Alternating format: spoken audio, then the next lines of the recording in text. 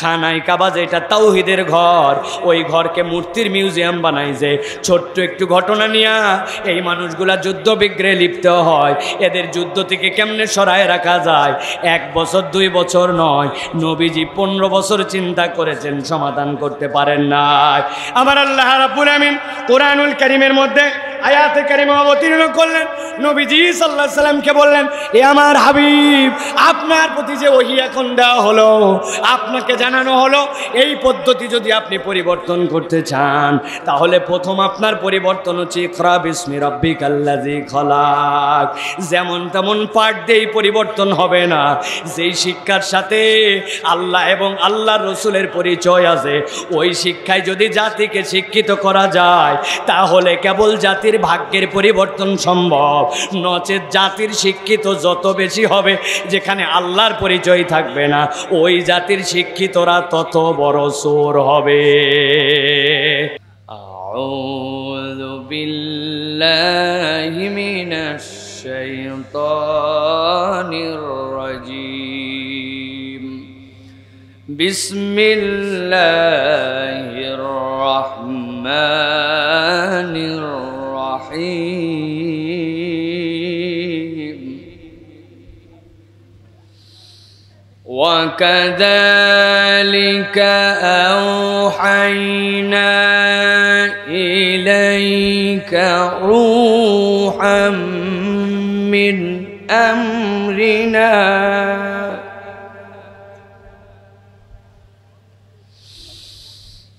মা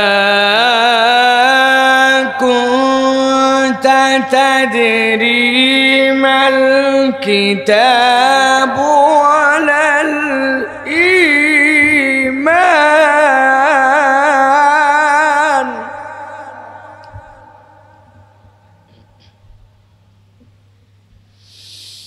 ওয়ালাল ঈমান ওয়ালাকিন জাআলনাহু নূরা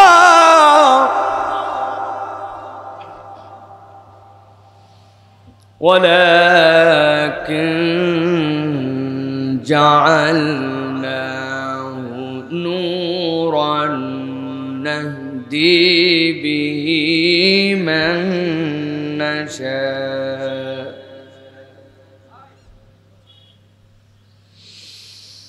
ولكن جعلناه نورا نهدي به من نشاء من عبادنا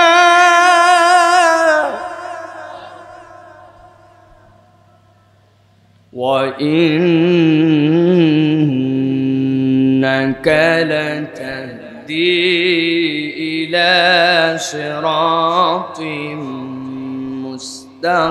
মুস্তাকিম।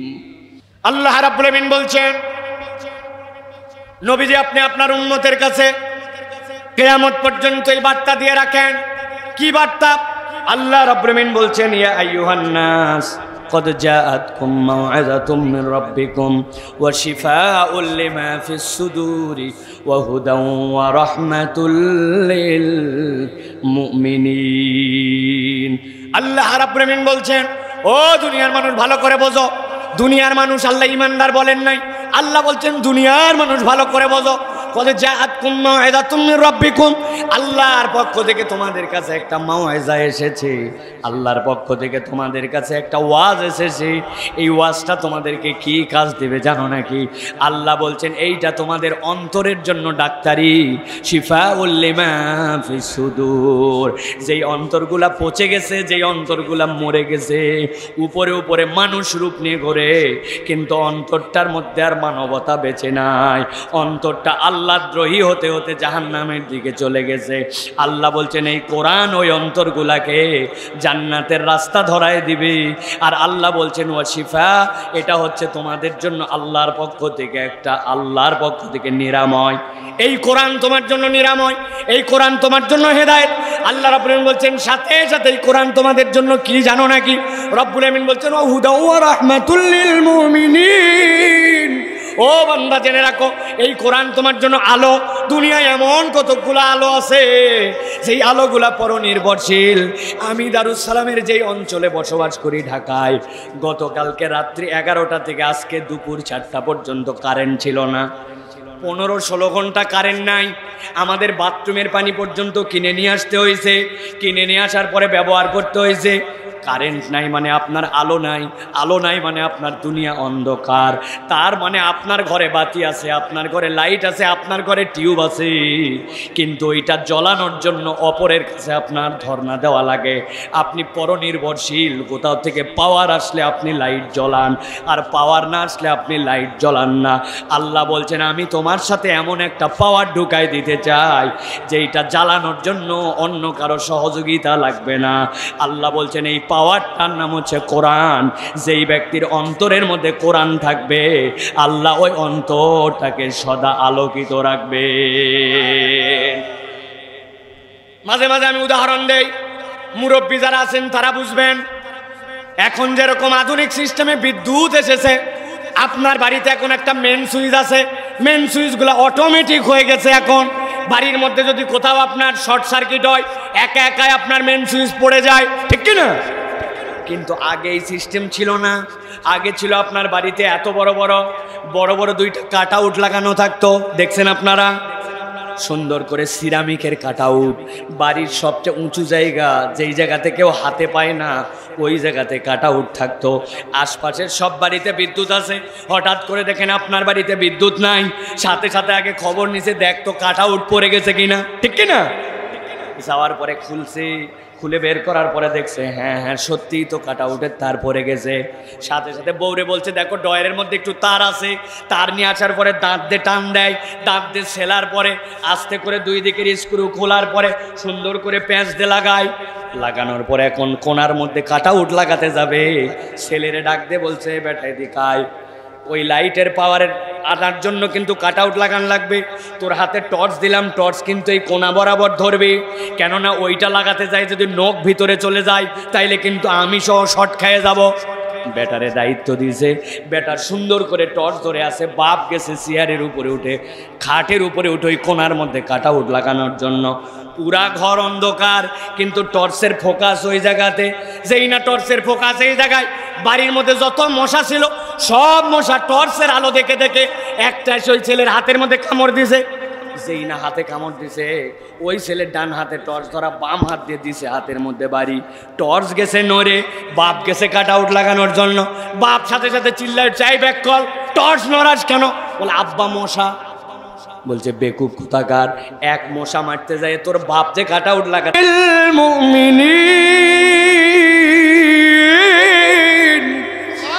আমি রব্বুল আমিন তোমার জন্য যে কোরআন দিলাম, এই কোরআন তোমার জন্য কেবল মাউইজা নয়, এই কোরআন তোমার জন্য কেবল শিফা নয়, এই কোরআন তোমার জন্য হুদা। যেই বান্দার অন্তরের মধ্যে কোরআন আছে তার সাথে আলো আছে। আল্লাহ বলছেন এইটা তোমার জন্য রহমত, দুনিয়ার বুকে, কবরে এবং পরকালে। নবীজি বলছেন ও দুনিয়ার মানুষ, ওই পারে যাওয়ার পরে আল্লাহ যখন বিচার কায়েম করবেন, আল্লাহ পারমিশন দিবেন, কিন্তু কতগুলা সূরাকে কোরআনের এমন পাওয়ার দিবেন আল্লাহ, ওরা আল্লাহর সাথে ঝগড়াঝাটি লাগাই দিবে, আল্লাহর সাথে বিতর্ক করতে লাগাই দিবে। বান্দার এই গুনাহ আছে, আমল নামায় দেখানো হবে। আল্লাহ রাব্বুল আমিনের কাছে ওই বাক্য, ওই সূরা তখন বলবে আল্লাহ গুনাহ আছে তাই কি, আমল নামার মধ্যে তো সওয়াবও আছে, আমল নামার মধ্যে তো আমি তোমার কোরআনও আছি। আল্লাহ দেখাবেন বান্দার এ অপরাধ আছে, আল্লাহ অপরাধ আছে তাই কি, তোমার বান্দা তো ওই তেলাওয়াত করতো, ওই তেলাওয়াতও তার আমল নামায় আছে। আল্লাহ দেখাবেন বান্দার আমল নামায় এই গুনাহ, এই অপরাধ জাহান্নামে যাওয়ার কারণ আছে। ওই সূরা তখন বলবে আল্লাহ আমার অধিকার আছে, আমিও তো তার সাথে আছি, আমি তো জান্নাতে যাব। ওই সূরাগুলাকে আল্লাহ এমন পাওয়ার দিবেন ওই কোরআনকে, ওরা আল্লাহর সাথে বিতর্ক করে করে ওই বান্দাকে জান্নাতে ঢুকাইয়া দিবে। অতএব প্রিয় ভাইয়েরা, এই কোরআন যেটা শুনতে আসছি এটা যেমন তেমন নয়। লোক ডাজেন্ট ম্যাটার। লোক দিয়ে কি করবেন আপনি? লাখ লাখ লোক কি লাভ? আমি এই লোকের ফ্যাক্ট কখনো বড় করে দেখি না প্রিয় ভাইরা। হ্যাঁ, সকলের কপালে যদি হেদায়েত থাকে এলাকার মানুষ যদি আরো থাকে তাদের সকলের আসা উচিত, কিন্তু আসে নাই, কম হয়েছে বেশি হয়েছে এইগুলা তেমন কিছু ভ্যারি করে না। আমি অনেক জায়গায় বলি, আমার আলোচনা যারা শোনেন তারা এটা পুরাতন কথা আপনাদের জেনে ফেলার কথা। প্রিয় ভাইয়েরা, 5-7 বছর আগে আমি মক্কা শরীফে ছিলাম। ওই সময় হজের সময় খবর পাইছি গাবতলীর হাটে একটা গরু উঠছে, গরুর দাম 20 লাখ। কত দাম? বাপ রে বাপ, 20 লাখ টাকা কি চারটিখানি কথা? আমি চিন্তা করছি এত দামের গরু তো আমি কুরবানি দিতে পারতাম না, কিন্তু ঢাকায় থাকলে আমার বাড়িতে মাত্র 5 টাকা লাগে, আমি অন্তত গরুটা দেখতে যাইতাম। 20 লাখ টাকার গরু দেখাও একটা ব্যাপার, ঠিক না ভাই? এখন যেই লোক 20 লাখ টাকার মেরে এই গরু কুরবানি দিছে, কিনছে, কেনার পরে 50,000 টাকা দিয়ে একটা ট্রাক ভাড়া করছে, ট্রাক ভাড়া করে তার বাড়ি পর্যন্ত ওই গরু নিয়ে গেছে। 10 জন লোক সাথে তোলা নামানো এই সব খরচ মিলে 50,000 টাকা ক্যারিং কস্ট। আর ধরেন ওই হাটের মধ্যেই গাবতলীর এক লোক আসছে, শেষ হাট, বিকালবেলা বেচারি রিক্সাওয়ালা ভ্যানওয়ালা, ওই ভ্যানওয়ালা নিয়ত করছে এবার কুরবানি দিবে। 1 বছর টাকা জোগাড় করছে 10,000 কোনো রকম। যাওয়ার পরে চিন্তা করছে একটা 2 দাঁতের ছাগল নিবে অন্তত, এই ছাগল কুরবানি দিবে। যাইয়ে দেখে যদিও দাঁতে ছাগল 2 হয়, কিন্তু 10,000 টাকায় যে ছাগল হয় ওটা জেতা ছাগল বলা চলে না। এখন কি করবে বেচারি, যা তবিল তাই কোন রকম একটা ছাগল কিনে লজ্জায় কোমরের গামছা খুলছে, খুলে ওই ছাগলের উপর দিয়ে ঢাকায় দিয়েছে যাতে লোকজন কেউ টিজ করে না বলে এই মরা ছাগল কোন জায়গায় নিয়ে যাচ্ছে। এই জন্য ঠেকে ঠেকে বাড়ি নিয়ে গেছে। বুঝে থাকলে বুঝেন, এক লোক 20 লাখ টাকা দামের গরু, 50,000 টাকার ক্যারিং কস্ট, আরেক লোক ছোট্ট একটু একটা ছাগল 10,000 টাকা দামের নিয়ে গেছে বাড়িতে। কুরবানি যেদিন হয়েছে ওই কুরবানির দিনে একটা লোকের 20 লাখ টাকা দামের গরু, আর একটা 10,000 টাকা দামের। আল্লাহ ফেরেশতাদেরকে পাঠাইছে, বাবা আগে গুলশানে চলে যাও, কেননা ওই জায়গায় 20 লাখ টাকার গরুর কারবার, 50,000 টাকা ক্যারিং কস্ট, অতএব কুরবানি তারটা আগে কবুল করো। বিষয়টা কি তাই? বুঝে থাকলে বলেন তাই। ভালো করে বুঝেন, আল্লাহ কোরআনে বলছেন লাইয়ানা আল্লাহ লুহুমুহা ওয়ালা দিমাউহা ওয়ালাকিন ইয়ানালুহুত তাকওয়া মিনকুম। আল্লাহ বান্দার রক্তও নেয় না, গোশতও নেয় না, আল্লাহ দেখে বান্দার অন্তর। অতএব আল্লাহ 10,000 টাকারটাও কবুল করতে পারেন, 20 লাখ টাকারটাও কবুল করতে পারেন, কিন্তু আল্লাহ সংখ্যার পরিমাণ দেখে কবুল করেন না, আল্লাহ দেখেন অন্তর নিয়ে কারা আসছিল, ঠিক কিনা? অতএব লাখ লাখ লোক হলো আর লোক কম হলো, এতে কিচ্ছু যায় আসে না। আমরা যদি হেদায়েতের বার্তা শোনার জন্য আসি, আর যারা আয়োজন করেছেন তারা যদি হেদায়েতের নিয়তে আয়োজন করেন, একজন লোক শুনলেও সার্থক, ঠিক কিনা? আল্লাহ আমাদেরকে কবুল করুক, বলে আল্লাহুম্মা আমিন। আমি আপনাদের কাছে কিছু কথা বলতে চাই প্রিয় ভাইয়েরা, যদি আপনারা শুনতে চান। রাজি আছেন আপনারা? আছেন আপনারা? কারা কারা আছেন দেখি হাত দুটো উঁচু করে দেখান। আছেন সবাই? আমার ইয়াংরা আসো ভাই, আসো, তোমরা আসো। আল্লাহ কবুল করুক। হাত টান টান করে শক্ত করেন। শক্ত করছেন সবাই? এবার একটুখানি আর মোড়াটা ভাঙ্গান। অনেকক্ষণ নিচে বসে আছেন, ডানে সারে নড়াচড়া দেন। দেখেন তো কারা কারা হাত সোজা করতে পারে না, আদর করে হাত দুটা সোজা করে দেন। সোজা করতেছ? হাত সোজা হয়েছে সবগুলা? এবার শক্ত করে পিছন দিকে একটু টানা দেন, বুকের হাড্ডিটা একটু ফুটান। উঠাইছেন? এবার ডানে মামে নড়াচড়া দিচ্ছেন। এবার গলাটা একটু পরিষ্কার করেন, ভালো করে ভালো করে হাত শক্ত করেন। গলা পরিষ্কার হয়েছে? আলহামদুলিল্লাহ। এবার হাত টান করে তোলেন শক্ত। এবার বুক বরাবর নেন, এই বরাবর নিছেন সবাই। এবার আকাশ বাতাস মুখরিত করে আমরা একটা তাকবীর দিতে চাই। পারবেন ইনশাআল্লাহ? অলস লোকেরা ইনশাআল্লাহ বলবেন না। সব মাহফিলে কিছু ব্যাটারি ফিউজ লোক থাকে, এটাকে আপনি যত বাম পট্টি দেন কাজ হবে না। আপনি বলেন আল্লাহ আল্লাহ, শেষ। এই ব্যাটারি শেষ হওয়া লোক আমার দরকার নেই। যেগুলোর হিম্মত আছে তারা বলেন আল্লাহুম্মা আমিন। পারবেন ইনশাআল্লাহ? বাহিরের লোক টের পাবে যে আলহামদুলিল্লাহ এই জায়গায় মধ্যে মুজাহিদ কতকগুলা কোরআন শোনার জন্য গভীর রাত্রে আসছে। পারবেন ইনশাআল্লাহ? দেখে একটা আকাশ বাতাস মুখরিত করে একটা তাকবীর দিতে হবে। রেডি সবাই? দেখে একটা তাকবীর দেন। লিল্লাহে তাকবীর, লিল্লাহে তাকবীর। আল কোরআনের আলো, আল হাদিসের আলো, তোমার নেতা আমার নেতা, তোমার নেতা আমার নেতা। লিল্লাহে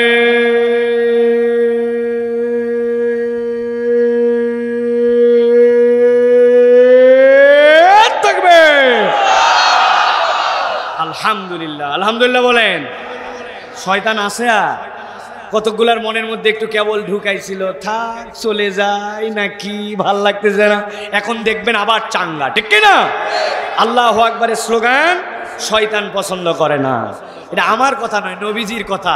আজান যখন হয় আল্লাহু আকবার শুনলে শয়তান পিছন দিক দিয়ে হাওয়া মারতে মারতে পালায়, তার মানে আল্লাহু আকবার ওর পছন্দ হয় না। এই জন্য যাদের আল্লাহু আকবারের স্লোগান পছন্দ হয় না, বুঝবেন এরা শয়তানের আত্মীয় স্বজন, ঠিক না? ইমানদারের শক্তি হচ্ছে আল্লাহু আকবার। আল্লাহ আমাদেরকে আল্লাহু আকবারকে আমাদের হৃদয়ে ধারণ করার তৌফিক দেন, বলেন আল্লাহুম্মা আমিন।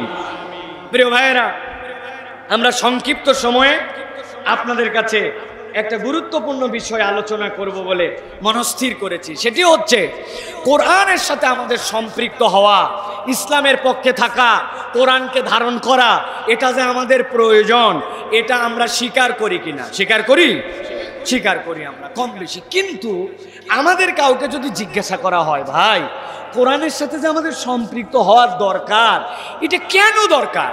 একজন বলবে কোরআনের সাথে সম্পৃক্ত হলেও আমার রিজিক হয়, না হলেও আমার রিজিক হয়, অতএব রিজিকের সাথে তো আমার কোরআনের কোনো প্রয়োজনীয়তা দেখতে পাচ্ছি না আমার বাহ্য চোখে।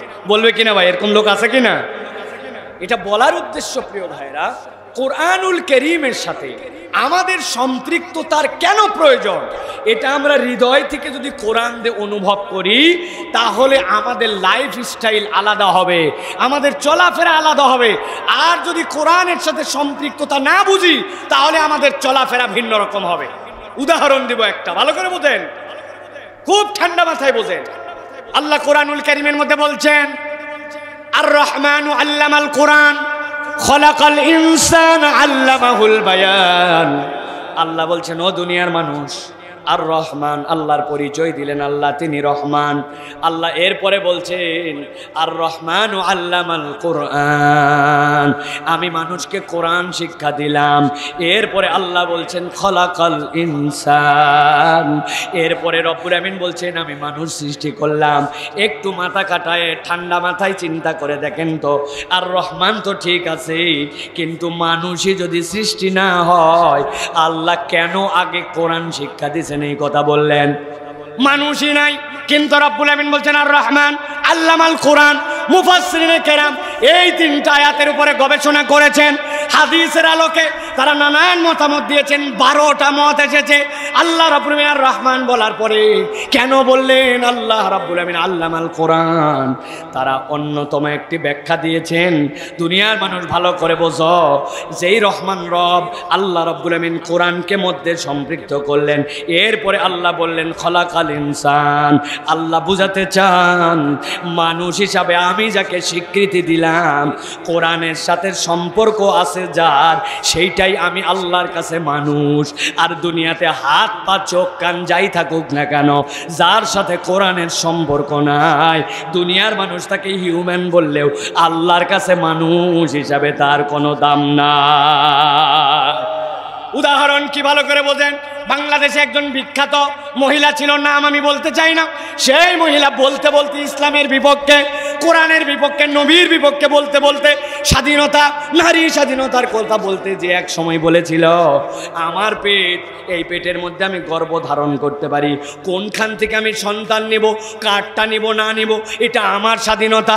এর জন্য কারে বিয়ে করা লাগবে, কারে বিয়ে করা লাগবে না, এই ধর্তব্যের মধ্যে আমার কোনো বাউন্ডারির মধ্যে আমি নাই। আমার পেট, আমি যেখান থেকে বাচ্চা নিব। কথাটা শুনতে আপনাদের কাছে খারাপ লাগতেছে, এত নিকৃষ্ট কথা কেউ বলতে পারে নাকি? পেট তার সন্তান যেখান থেকে নিতে পারে, কিন্তু একটু ঠান্ডা মাথায় চিন্তা করে দেখেন, আল্লাহ যে বলেন আর রহমান আল্লামাল কোরআন খলাকাল ইনসান, কোরআনের সাথে যার সম্পর্ক আছে, আল্লাহ বলছেন সেটাই হচ্ছে আমার কাছে মানুষ, আমি ওই মানুষকে সৃষ্টি করেছি। এখন এই মহিলার এই কথা বলা তো অস্বাভাবিক কিছু নয়। ওই মহিলা দেখতে মানুষের মতো হলেও তার সাথে আল্লাহর বিধান, কোরআনের কোনো সম্পর্ক নাই। এই জন্য হাত পা চোখ কান থাকার পরেও এই মহিলা যাই বলুক না কেন, ওইটা আল্লাহর কাছে মানুষ হিসাবে বিবেচিত নয়, ঠিক কিনা? এই জন্য দেশের মধ্যে যত উল্টাপাল্টা কথা যখন কেউ বলে, আল্লাহর বিধানের বিপক্ষে কথা বলে, বুঝবেন সাথে সাথে আল্লাহ রাব্বুল আলামিন এই বান্দার জীবনের মধ্যে কোরআনের সম্পৃক্ততা দেন নাই। মুফাসসিররা আরেকটা অনন্য ব্যাখ্যা করছেন, আর রহমান মানে দয়াবান রহমান। তারা বলছেন আল্লাহর জাতের নাম আল্লাহ, কিন্তু আল্লাহর জাতের আরেকটা নাম হচ্ছে রহমান, উপরে রহমান।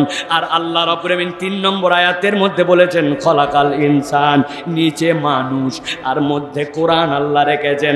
আল্লাহর সাথে বান্দার যে সম্পর্ক ওইটা কোরআন দিয়ে সম্পর্ক। কোরআনের সাথে যুক্ত হয়ে আল্লাহ বান্দার কাছে যায়। এই সম্পর্ক যদি কেউ করতে চায় আল্লাহর সাথে, কোরআন ছাড়া তার কোনো বিকল্প মাধ্যম নাই। সুবহানাল্লাহ। এই জন্য আল্লাহ রাব্বুল আলামিন দুনিয়ার মানুষকে বুঝাতে চান, ও দুনিয়ার মানুষ, এই কোরআনের সাথে তোমার সম্পৃক্ততার প্রয়োজন আছে। আমি কোরআনুল কারীম থেকে সরাসরি আপনাদের কাছে আজকে 5টা প্রসঙ্গের কথা বলবো। আল্লাহ রাব্বুল আলামিন কোরআনুল কারীমের মধ্যে নিজেই জানাইছেন, একটা মানুষ যদি নিজেকে মানুষ হিসাবে প্রমাণ দিতে চায়, 5টা কারণে কোরআনের সাথে তার সম্পর্ক না রেখে উপায় নাই। আল্লাহু আকবার। তাহলে মানব জীবনে কোরআনের সাথে সম্পৃক্ততার অনেক প্রয়োজন, কিন্তু আজকে আমরা সংক্ষিপ্ত সময়ে 5টা প্রয়োজন শুনে আমাদের জীবনে যদি এখান থেকে গ্যাপ থাকে ওইটা দূর করে আজকে সিদ্ধান্ত বদল করে বাড়িতে চলে যাব। বলেন আল্লাহুম্মা আমিন। আপনি দাঁড়ায় থাকেন আর বসেই থাকেন, দূরেই থাকেন আর কাছে থাকেন, আসতেই বলেন আর জোরে বলেন, কিন্তু হৃদয় থেকে আমার মা বোনেরা যারা কোরআন শুনতেছেন, মাইকের শব্দ যত দূর যাচ্ছে সব কাজ বাদ দেন। মোবাইলটা অনেক টিপছেন, ফেসবুক অনেক চালাইছেন, ইউটিউব অনেক দেখছেন, বাড়ির টিভি বন্ধ করেন, কোরআনের কিছু কথা শোনেন। আল্লাহ আপনাকে হেদায়েতের নূর আপনার অন্তরের মধ্যে দিয়ে দিতে পারে। বেশিরভাগ বাড়ির মধ্যে এখন দেখবেন বরকত নাই, স্বামী স্ত্রীর মধ্যে মিল নাই, সন্তান কথা শোনে না, বেয়াদবের আখড়া ওই বাড়িগুলা আছে কিনা? বাপ মা খালি হুজুরের কাছে যে বলে হুজুর দোয়া করেন। আপনার বাড়িতে নাই কোরআন, আপনার বাড়িতে নাই কিচ্ছু। আপনার বাড়িতে টিভি জুড়ছেন না জুড়ছেন, টিভির মধ্যে গান হয়, বাজনা হয়, সব হয়, কিন্তু আপনার বাড়িতে 1 ঘন্টা আপনার কোরআন তেলাওয়াত হয় না। আপনার বাড়িতে আসমান থেকে ফেরেশতা নেমেছে বরকত দিবে নাকি? আপনি বরকতের কারখানাই বন্ধ করছেন, ঠিক কিনা? বাড়িগুলা সব নাপাক বানায় ফেলছে, বাড়িগুলোর মধ্যে ফেরেশতা প্রবেশ করে না। আপনি দেখতেছেন ইন্ডিয়ান সিরিয়াল, যে সিরিয়ালের মধ্যে অমুক মূর্তি তুমুক মূর্তি, অমুক পূজার অনুষ্ঠান তুমুক পূজার অনুষ্ঠান। আপনি নিজে উলু দেন না, কিন্তু আপনার টিভি চ্যানেল উলু দেয়। সন্ধ্যার পরে সিরিয়ালের মধ্যে উলু করে আপনার বাড়িতে উলু চড়ে, আপনার বাড়িতে বরকত হবে কেমন করে? ঠিক কিনা? হিসাব করেন, মাথা খাটান। আপনি নিজে হুজুর, আপনি নিজে মহিলা হুজুর, কিন্তু আপনি এমন পোশাক পরা মহিলাদের ছবি দেখতেছেন, এমন ধরনের বেহায়াপনা দেখতেছেন যেটা লজ্জায় আগে ফ্যামিলি দেখতে পারতো না, এখন সবাই মিলে দেখে। আগে ক্রিকেট খেলার ফাঁকে বিভিন্ন ধরনের বিজ্ঞাপন হতো, আমরাও মাঝে মাঝে ক্রিকেট খেলা দেখতাম, লজ্জায় মাথা নিচু করে থাকতাম যে ওই বিজ্ঞাপন কখন শেষ হবে। তারপরে আবার মাথা উঁচু করা লাগতো, অন্য প্রসঙ্গে কথাবার্তা বলে ওই সময় পার করতাম।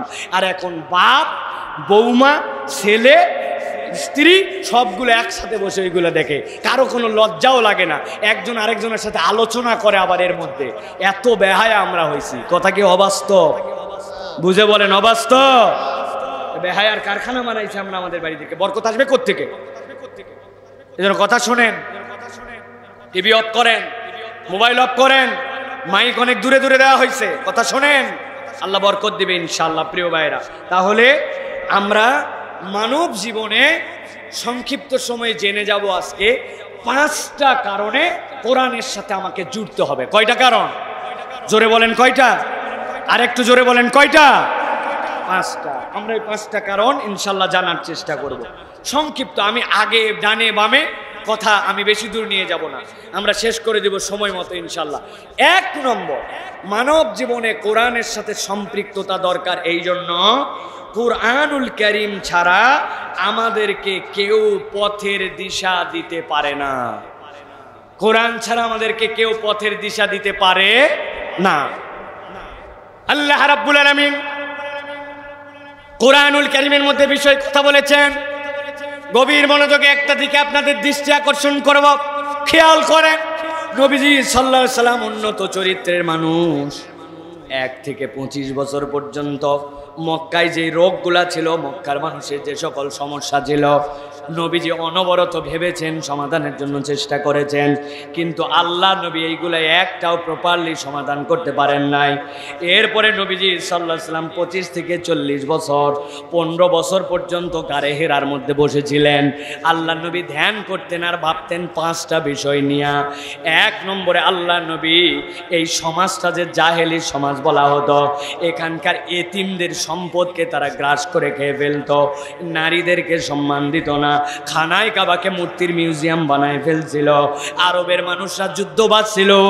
4 নম্বরে জোরজার মুল্লুক তার ডাকাতি করাকে তারা তাদের পেশা বানাইছিল।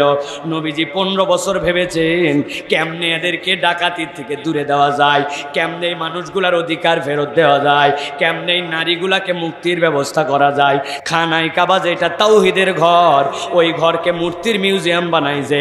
ছোট্ট একটু ঘটনা নিয়ে এই মানুষগুলা যুদ্ধ বিগ্রহে লিপ্ত হয়, এদের যুদ্ধ থেকে কেমনে সরায় রাখা যায়। 1 বছর 2 বছর নয়, নবীজি 15 বছর চিন্তা করেছেন, সমাধান করতে পারেন নাই। আমার আল্লাহ রাব্বুল আমিন কোরআনুল কারীমের মধ্যে আয়াতে কারিমা অবতীর্ণ করলেন। নবীজি সাল্লাল্লাহু আলাইহি সাল্লামকে বললেন, এ আমার হাবিব, আপনার প্রতি যে ওহী এখন দেওয়া হলো, আপনাকে জানানো হলো, এই পদ্ধতি যদি আপনি পরিবর্তন করতে চান, তাহলে প্রথম আপনার পরিবর্তন হচ্ছে ইকরা বিসমি রাব্বিকাল্লাযী খলাক। যেমন তেমন পাঠ দিয়ে পরিবর্তন হবে না। যেই শিক্ষার সাথে আল্লাহ এবং আল্লাহর রাসূলের পরিচয় আছে, ওই শিক্ষায় যদি জাতিকে শিক্ষিত করা যায়, তাহলে কেবল জাতির ভাগ্যের পরিবর্তন সম্ভব। নচেত জাতির শিক্ষিত যত বেশি হবে, যেখানে আল্লাহর পরিচয় থাকবে না, ওই জাতির শিক্ষিতরা তত বড় চোর হবে। যারা ঠিক বলছেন বুঝে বলেন নাই, আমি আপনাদের কাছে উদাহরণ দেই। আপনাদের এই মসজিদে হঠাৎ করে খবর পাইছেন একটা জুতা চোর ধরা পড়ছে। কি চোর? একটু বুঝে বলেন, কি চোর? যেই লোক আসরের নামাজে আসে নাই, বাইরে যায়, তারা খবর দিছে, এই ভাই মসজিদে একটা জুতা চোর ধরা পড়ছে, চল হাত গরম করে আসি, শীতের কাল। দৌড়ায় চলে আসছে, জুতা চোর ধরা পড়ছে, লাগা বক্সিং, নাকে মুখে 2টা বক্সিং দিয়েছে। খানিকক্ষণ কিল ঘুষি দেওয়ার পরে বলছে, আচ্ছা এই জুতা চোর যে জুতা চুরি করলো, কোন জুতাটা চুরি করছিল একটু দেখাতো। একজন বলছে, ওই যে সামনে দেখছি যে এই জুতা। তাকায়, ওর মাথায় হাত। যে জুতা চুরি করার কারণে যে পরিমাণ মায়ের খালো, ওই জুতা যদি বাজারেও তোলা হয় 100 টাকা বিক্রি হবে না। বলে হাই হাই, এই জুতা চুরি করছে, ব্যাককল, জুতা চুরি করবে, এটা ভালো জুতা চুরি কর। বুঝানোর জন্য বলছি, বলেন তো ভাই, যেই জুতা চোর আপনার এলাকায় জুতা চুরি করলো, ও কি বড় শিক্ষিত? ও ভাই একটু কথা বলেন। ওর কি সামাজিক স্ট্যাটাস হাই? ওর পরিবারে কোনো অভাব অনটন কিচ্ছু নাই? বিষয় কিরকম? না, ওই জুতা চোর অভাবী, ওই জুতা চোরের সামাজিক কোনো স্ট্যাটাস নাই, ওই জুতা চোর সমাজের মধ্যে কোনো সম্মান রাখে না, পড়ালেখা নাই। কিন্তু এবার একটু উত্তর দিতে হবে। বাংলাদেশে মাঝে মাঝে আপনারা যে খবর পান, উমুক লোক 1 এলাকা কিনে ফেলাইছে, 2 লক্ষ শেয়ার কিনে ফেলাইছে, উমুক দেশে তার বাড়ি গাড়ি, লাখ লাখ টাকার মালিক, ব্যাংক হাওয়া হয়ে গেল, তারপরে আপনার বিভিন্ন ধরনের শেয়ার বাজার হাওয়া হয়ে গেল। যারা এগুলো হাওয়া করে দেশের টাকা লোপাট করে বিদেশে পাচার করে দেয়, 2 নম্বর করে কলমের খোঁজায় জাতির ভাগ্য প্রলম্বিত করে দেয়। একটু বুঝে থাকলে বলেন তো, এরা কি জুতা চোরের মতো অশিক্ষিত নাকি শিক্ষিত? কথা বলেন, অশিক্ষিত না শিক্ষিত? যেই রাস্তা আপনার হলো, যেই রাস্তার মধ্যে 1 নম্বর পাথর দেওয়ার কথা, ওই জায়গায় দিচ্ছে 2 নম্বর খোয়া।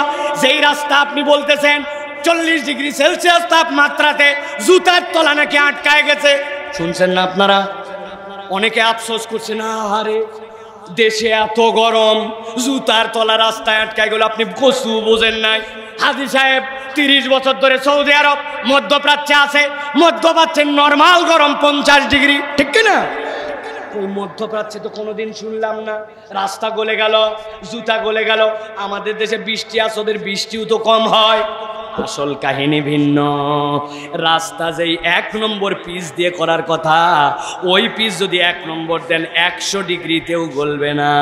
ওই বেটা পিচই দেয় নাই, ওই জায়গায় দিছে পোড়া মোবাইল আর ভিটামিনের জায়গায় কেরোসিন। রাস্তা গলবে না তো টিকে থাকবে।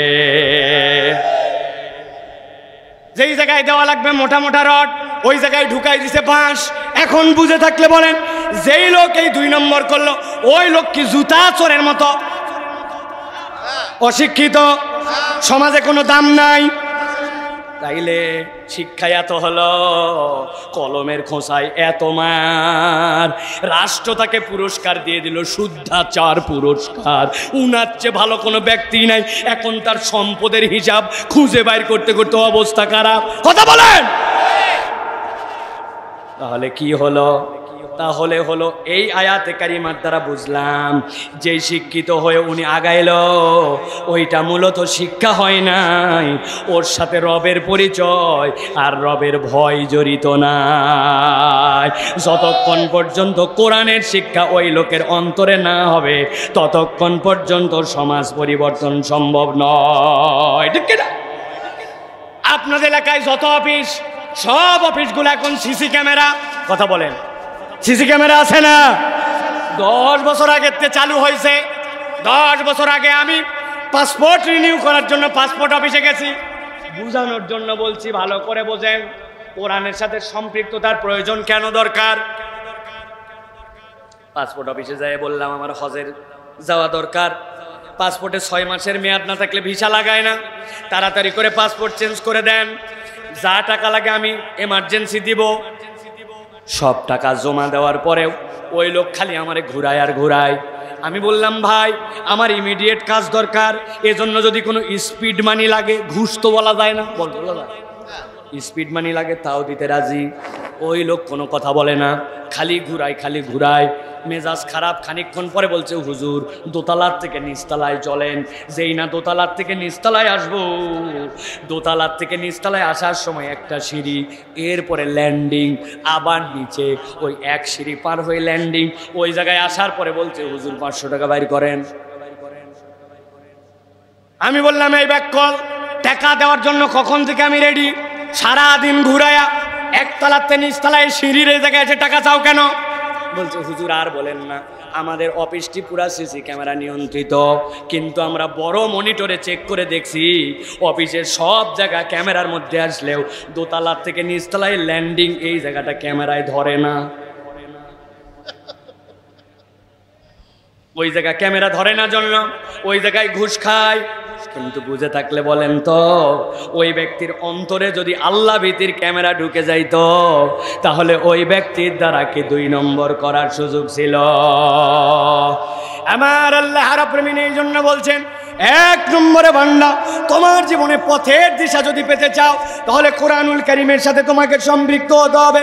আল্লাহ বলছেন আলিফ লাম রা কিতাবুন আনজালনাহু ইলাইকা লিতুখরিজান নাসা মিনাজ যুলুমাতি ইলান নূর। এই দুনিয়ার মানুষ, আমি আল্লাহ রাব্বুল আলামিন তোমাকে বললাম এমন কিতাব তোমাকে দেওয়া হলো, আনজালনাহু ইলাইক, আপনার প্রতি অবতীর্ণ করা হয়েছে, লিতুখরিজান নাসা মিনাজ যুলুমাতি ইলান নূর। এই মানুষগুলা অন্ধকার, ওই অন্ধকার থেকে আলোর রাস্তা দেখার জন্য এই কোরআন। সুবহানাল্লাহ। এমন লোক আপনার সমাজে আছে, মরে যাবে সে, কিন্তু 2 নম্বর করবে না, ঘুষ খাবে না, মিথ্যা কথা বলবে না, মরে যাবে সে। আছে কি না? আরে এমন লোক আছে, প্রয়োজন নাই, কিন্তু ওই লোকের ইমানের অবস্থা এমন, ওরে আপনি জোর করে রমজান মাসে ধরছে নেয়, মুখটা আপনার শুকনা ভাই, আহা তুমি আমার কাছের দোস্ত, এই দেখো তোমার জন্য 1 বোতল জুস আনছি। ভাই আমি অফিস থেকে বের হয়ে যাওয়ার পরে তুমি ঘরের মধ্যে যাই 1 বোতল পানি খাইয়ে নিও।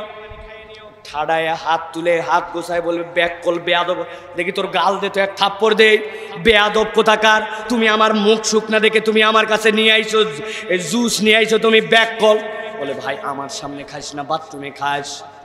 আরে বলদের বলদ, বাথরুমের মধ্যে খাইলেও কি আল্লাহ দেখে না নাকি?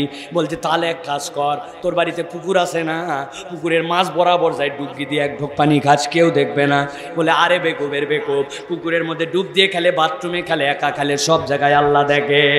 রমজান মাসে 1 ঢোক পানি খাওয়াতে পারবেন না, কিন্তু আল্লাহর ওই বান্দা রমজান মাসে প্রত্যেক দিন 1 লাখ টাকা ঘুষ না খায় বাড়িতে যায় না। আছে কি না?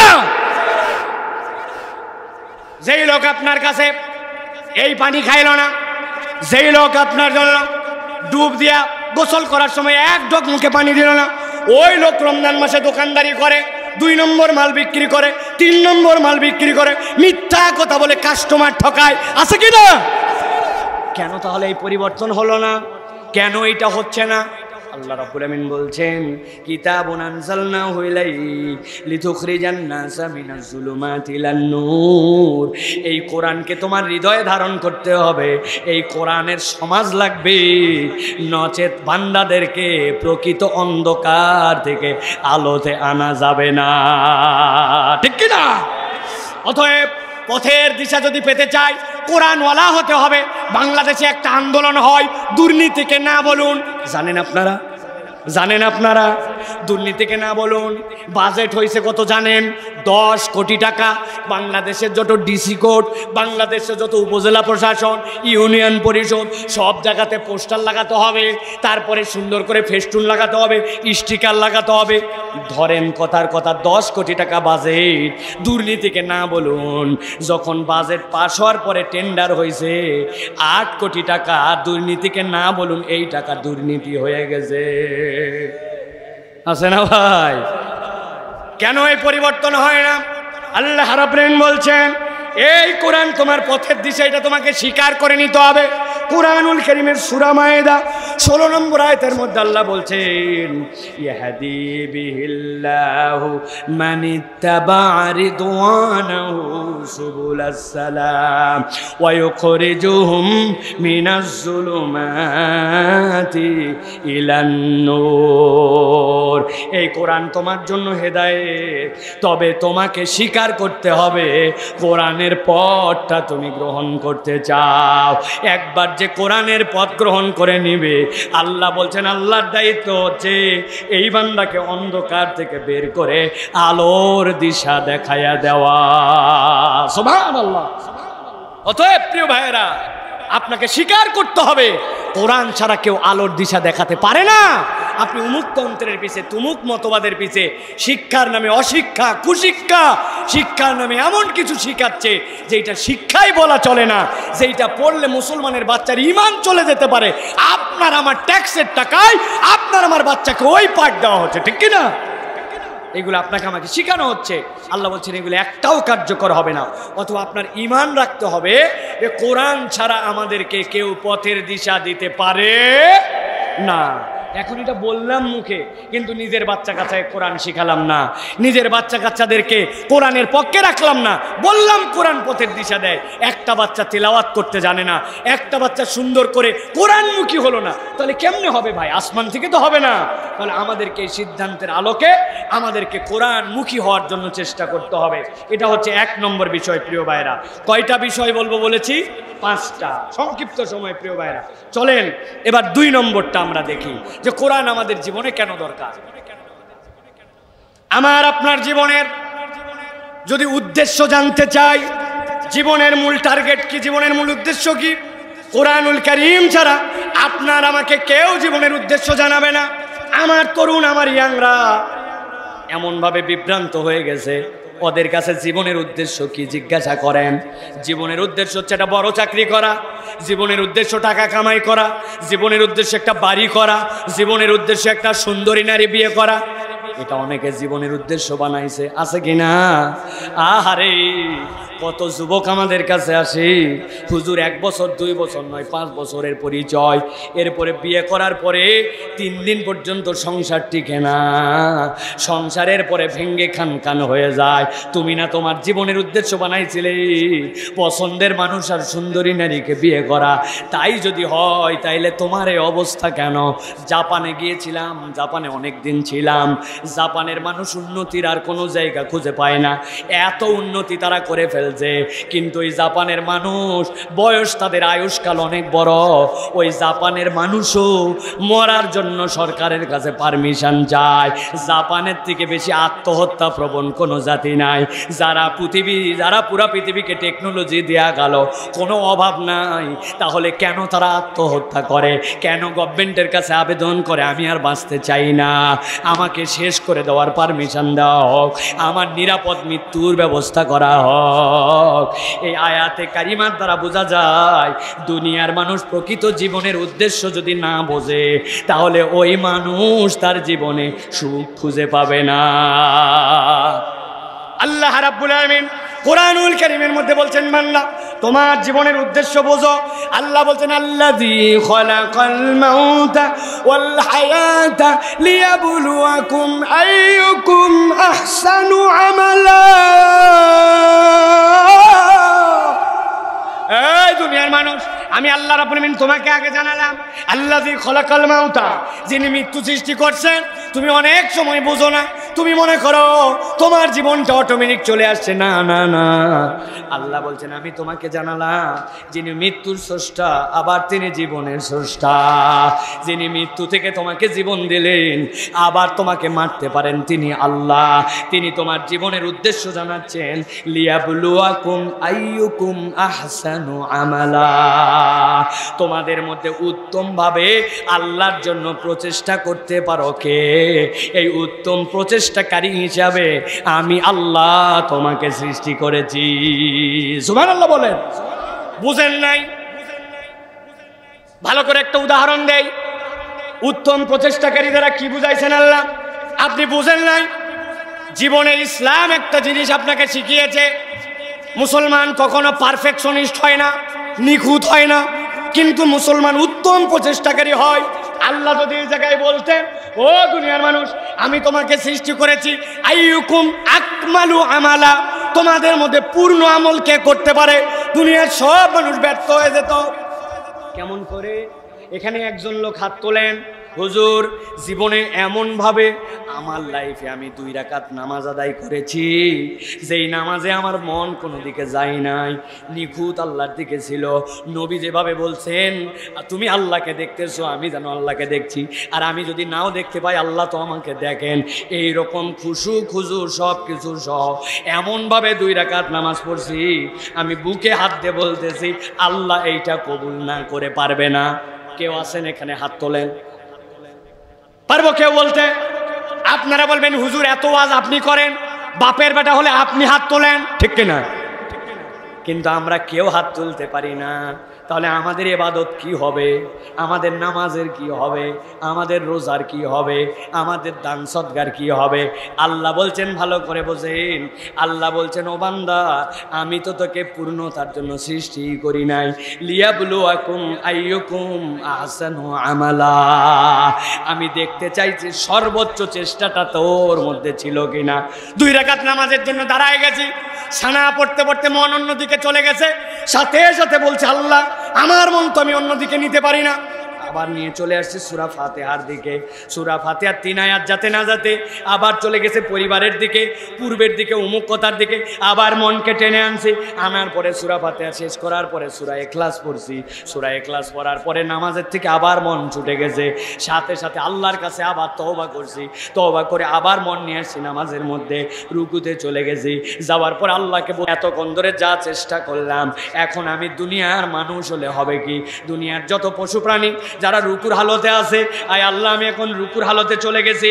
যাওয়ার পরে এখন তোমার কাছে বলছি আল্লাহ সুবহানা রাব্বিয়াল আযীম। আমি যখন মাজা ভেঙ্গে পশুদের মতো, তখন আমি বলছি আমার রব পবিত্র এবং তিনি সবচেয়ে বড়। এরপরে বান্দা দাঁড়ায় গেছে সামি আল্লাহু লিমান হামিদা বলে, বান্দার মন অন্যদিকে গেছে, কিন্তু আল্লাহ বলছেন বান্দা এতক্ষণ পর্যন্ত তুই যা বলছিস সামি আল্লাহু লিমান হামিদা, তোর রব সবগুলা শুনেছে। বান্দা খুশিতে রব্বানা লাকাল হামদ বলেছে, বলার পরে সিজদায় চলে গেছে।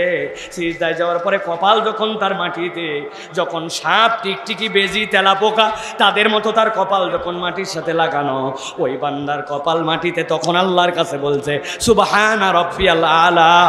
আমার কপাল যখন স্বপ্নের নিচে, আমার রব তখন সবচেয়ে উপরে। আমার বান্দার নামাজের মধ্যে মন 1000 বার গেছে, কিন্তু নামাজ বাদ দিয়ে দেয় নাই, নামাজের মধ্যে থাকার চেষ্টা করছে। আমার আল্লাহ বলছেন, ও দুনিয়ার মানুষ, আল্লাযী খালাকাল মাউতা ওয়াল হায়াতা লিয়াবলুয়াকুম আইয়ুকুম আহসানু আমালা। তোর জীবনের উদ্দেশ্য বুঝ, তুই পূর্ণ করতে পারবি না, কিন্তু তোর উত্তম করার প্রচেষ্টা থাকবে। বান্দা যখন এই উত্তম করার প্রচেষ্টা করবে, 1000 ভুল হওয়ার পরেও বান্দার ওই আমলকে আল্লাহ কবুল করে নিবে। আমার আল্লাহ বলছেন জীবনের উদ্দেশ্য বুঝ বান্দা, অন্তর দিয়ে বুঝ, কেউ তোরে বুঝাবে না। দুনিয়ার সবাই তোর পিছনে লাগছে, তোরে সবচেয়ে সেরা হওয়া লাগবে, সবচেয়ে ভালো হওয়া লাগবে, সবচেয়ে ফার্স্ট হওয়া লাগবে। আল্লাহ বলছেন ফার্স্ট হওয়ার প্রতিযোগিতা আল্লাহ তোরে নামান না। আল্লাহ দেখতে চান তোর সাধ্যের মধ্যে তোর রবের জন্য তুই সর্বোত্তম চেষ্টা করিস কিনা। বান্দা যদি হৃদয় একবার এইটা ধারণ করে নিতে পারে, তাহলে সে তার রবের দেওয়া জীবনযাপনের পদ্ধতিকে পছন্দ করে নিয়ে তার জীবনের উদ্দেশ্যের পথে বান্দা আস্তে আস্তে আগাবে। ঠিক কিনা? কে শিখাবে এটা আপনাকে? দুনিয়ার কেউ আপনাকে শিখাবে না, কোরআন আপনাকে এটা শিখাবে। আল্লাহ আরেকটা উদ্দেশ্য বলতেছেন, এই দুনিয়ার মানুষ, কি জন্য তুমি সৃষ্টি হইছ? আমি আমার জন্য সৃষ্টি হইছি। আমার পার্সোনাল লাইফ, আমার পার্সোনাল ফ্যামিলি, আমার পার্সোনাল ব্যাংক, আমার পার্সোনাল কামাই। আল্লাহ বলছেন তুমি ভুলের মধ্যে আছো। কুনতুম খায়রা উম্মাতিন উখরিজাত লিন-নাস তা'মুরুনা বিল মা'রুফি ওয়া তানহাউনা আনিল মুনকার। বান্দা বুঝে নাও, তোমাকে তোমার জন্য সৃষ্টি করা হয় নাই। কুনতুম খায়রা উম্মাহ, তুমি উত্তম উম্মত এই জন্য। উখরিজাত লিন-নাস, তোমাকে অপর ভাইয়ের কল্যাণের জন্য সৃষ্টি করা হয়েছে। সুবহানাল্লাহ বলেন। আমি আমার জন্য সৃষ্টি হয়ে উত্তম হয় নাই, অপর ভাইয়ের জন্য। অপর ভাইয়ের কি কাজের জন্য? আল্লাহ বলছেন তা'মুরুনা বিল মা'রুফ, অপর ভাইকে তুমি সৎ কাজের আদেশ দিবে। ওয়া তানহাউনা আনিল মুনকার, অন্যায় থেকে তাকে ফিরাবে। বুকে হাত দিয়ে বলেন, বুকে হাত দিয়ে একবারে ইমানে বলেন, আমাদের সমাজের মধ্যে সৎ কাজের আদেশ আর অন্যায় থেকে ফিরানো এই আমল আছে ভাই? কথা বলেন, আছে? মোড়ের মধ্যে গান বাজনা হয়, এতটুকু একটা ছেলে বিড়ি সিগারেট খায়, মুরব্বী দেখে মাথা ঘুরায়, ঘুরে এই দিক ঘুরায় যায়। ওর বেটা বিড়ি খাচ্ছে না গাঁজা খাচ্ছে, এই ঝামেলায় আমার জড়ানোর দরকার নাই। ঠিক না? রাস্তার মধ্যে বেহায়াপনা বেলাল্লাপনা, ঈদের দিন ডেক্স বাজায়, উমুক বাজায়, তুমুক বাজায়, উদাম পাদাম গান বাজনা হয়। চিন্তা করে এই ঝামেলার মধ্যে জড়ানোর দরকার নাই। আপনি জেনে রাখেন, আপনার পরিচয় আর রাস্তার কুকুরের পরিচয় এক নয়। কুকুর আপনার থেকে উন্নত, আপনি কুকুরের থেকে নিচে। বালহুম আদাল। কেননা আল্লাহ আপনার উত্তম হওয়াকে সম্পৃক্ত করেছিলেন আপনার জীবনের উদ্দেশ্য বুঝাতে, যে বলেছিলেন তুমি উত্তম এই জন্য অপরের কল্যাণে তুমি বের হইছ, অপরকে সৎ কাজের আদেশ দিব, অন্যায় থেকে ফিরাবে। এই আমল যদি আপনার আমার না থাকে, আপনার আমার অবস্থান রাস্তার কুকুরের থেকেও নিকৃষ্ট। আজকের সমাজ কেন নষ্ট হয়ে গেছে খেয়াল করে বুঝেন, ভালো করে বুঝেন। শত শতবার এই উদাহরণ দিছি। আপনাদের এই মসজিদ, ফজরের সময় দেখা গেছে মসজিদের সিঁড়ির মধ্যে একটা কুত্তা মরে গেছে। কি মরছে? আরে কথা বলেন। কুত্তা মারা যাওয়ার পরে সকল যারা মুসল্লি ছিল এক সিঁড়ি ডেঙ্গায় লাফ দিয়ে দিয়ে ভিতরে গেছে। হাদি সাহেব মোটা মানুষ, লাফ দেওয়া কষ্ট, তাও লাফ দিয়ে গেছে ভিতরে যায়। ফজরের নামাজ শেষ। ফজরের নামাজের পরে ইমাম সাহেব বলছে মুসল্লিরা সবাই বসবেন। কেন? বলছে রাস্তার কুত্তা এসে মসজিদের সিঁড়িতে মারা গেছে, দেখছেন আপনারা? হ্যাঁ, কুত্তা সরানোর জন্য দোয়া হবে। ফজরের পরে সকলে তসবি টসবি পড়ার পর হুজুর দোয়া করছে, আল্লাহ কুত্তা মরার আর জায়গা পেল না, মসজিদের সিঁড়িতে এসে মরছে, মুসল্লিদের কত কষ্ট। আয় রব, মেহেরবানি করে তুমি কুত্তা সরাও। সুন্দর করে দোয়া টোয়া করে চলে গেছে। সকালবেলা যে গরমের গরম, 42 ডিগ্রি, জোর হতে হতে কুত্তার পেট ফুলে কোনার দিকে একটু ফুটা হয়ে গ্যাস বাড়ায়। সব মুসল্লি আবার 1:01টায় মসজিদে ঢুকবে, আইসে দেখে ফজরেতে কুত্তা ডেঙ্গায় যাওয়া গেছে। এখন কুত্তার গন্ধে মসজিদে ঢোকা কঠিন। লাভ দিয়ে দিয়ে তাও সবাই গেছে। হুজুর বলছে শোনেন, ফজরের সময় কোনো তাবারুক ছাড়া দোয়া হয়েছে, কুত্তা সরানোর কাজ হয় নাই। আসরের সময় বিরিয়ানি দিয়ে কুত্তা সরানোর দোয়া হবে। কি দিয়ে দোয়া? আসরের পরে হুজুর দোয়া করছে, আল্লাহ ইন্নাল্লাহ আলা কুল্লি শাইইন কাদির। মুসল্লিদের কি কষ্ট, আল্লাহ নামাজে ঢুকতে পারছে না, মেহেরবানি করে তুমি কুত্তা সরাও। একদিন যদি কলে বলে পার হয়, কুত্তার পেট গলে যখন রাস্তায় আসবে, হুজুরেরও মসজিদে ঢোকা লাগবে না, মুসল্লিরও মসজিদে ঢোকা লাগবে না। ঠিক কিনা? কেন? কুত্তা সরানো, আপনি কুত্তা অপছন্দ করেন, অপছন্দ করেন এই কুত্তার গন্ধ, সাহানো কুত্তা সরে যাক। কিন্তু আপনি আল্লাহ রসুলের দেওয়া খানো আমলটা আপনি করেন না। নবী বলছেন, মান রাআ মিনকুম মুনকারান ফালিয়ুগাইয়িরহু বিয়াদিহি ফাইল্লাম ইয়াস্তাতি ফাবিলিসানিহি ফাইল্লাম ইয়াস্তাতি ফাবিকলবিহি। নবী বললেন, শক্তি থাকলে আগে তুমি হাত দিয়ে সরাও, তোমার হাতের পাওয়ার নাই, এরপরে মুখ দিয়ে বলো। যদি মুখ না চলে তখন অন্তর দিয়ে ঘৃণা করো। আপনি হাত খাটালেন না, মুখ খাটালেন না, আপনি খালি বলছেন আস্তাগফিরুল্লাহ, কুত্তা গন্ধ, আমি মন থেকে ঘৃণা করি, আস্তাগফিরুল্লাহ। আপনি যত আস্তাগফিরুল্লাহ বলবেন কুত্তার গন্ধ তত বাড়বে, ঠিক কি না? সমাজের হিসাবটা এইটার দ্বারা মিলায় নেন। সমাজে অন্যায় দেখে আপনি আগের 2 আমল বাদ দিয়ে সিরিয়াল ঘুরাইছেন, আপনি আগে আস্তাগফিরুল্লাহতে চলে গেছেন। আস্তে আস্তে আপনার সমাজ আরো খারাপ হবে। হিসাব বুঝেন, এটা আপনার জীবনের উদ্দেশ্য। এরকম না করলে ভালো, না করলে ভালো, এরকম নয়। এটা কোরআন বলতেছে আপনার জীবনের দায়িত্ব, আপনার শ্রেষ্ঠত্ব টিকায় থাকার জন্য এই কাজ আপনাকে করতে হবে। আল্লাহ কোরআনে বলছে, ওয়াল তাকুম মিনকুম উম্মাতুন ইয়াদউনা ইলাল খায়র। সবাই না পারলেও সমাজে একটা দল থাকবে যারা মানুষকে কল্যাণের দিকে ডাকবে। অতএব আজকের থেকে সিদ্ধান্ত নেন, সৎ কাজের আদেশ দিব আর অন্যায় দেখলে সেখান থেকে ফিরাবো, ঠিক কি না? আপনার এলাকায় এই টুকটুক বাচ্চা ড্যান্ডি খায়, আপনি কিছুই বলেন না, চিন্তা করছেন ও খালি কি না খেলেই কি, ঝামেলা বাড়ানোর দরকার নাই। ক্লাস 2, 3, 4, 5 ছেলে বিড়ি খায়, কাঁচা টাকা পায়, সব জায়গায় কাজ করে কাঁচা টাকা। সেই আপনি চিন্তা করছেন এই সমাজে চিনি না বাবা, এরা টোকায় মোকায়, এদের সাথে না। এই সমাজের উপর থেকে নিজ যদি এটা আপনার দেশ হয় আর আপনার সমাজ হয়, তাহলে আল্লাহ আপনাকে দায়িত্ব দিয়েছে আপনার উত্তমতা টিকায় রাখার জন্য ভালো কাজের আদেশ দিতে হবে, অন্যায় দেখলে প্রতিবাদ করা লাগবে, ঠিক কি না? অনেকে বলবেন, হুজুর এইগুলো তো নেতাদের দায়িত্ব না। আরে ভাই, নেতাদের কথা আর কি বলবেন? যেই নেতা বিড়ি থেকে ওই ছেলেটাকে ফেরত দিতে পারে না, কেন? কারণ যে ফিরাবে ও তো অনেক আগে বিড়ি খাওয়া বাদ দিছে, নেতা এখন গাঁজা খায়, তাই না ভাই? নেতা ফেন্সি খায়, এখন ওই ছেলেকে কেমনে বলবে আমার কর্মী তুই বিড়ি খাস না? ওর মধ্যে তো নৈতিক জায়গা থাকা লাগবে, নৈতিকতা না থাকলে কেমনে পারবে?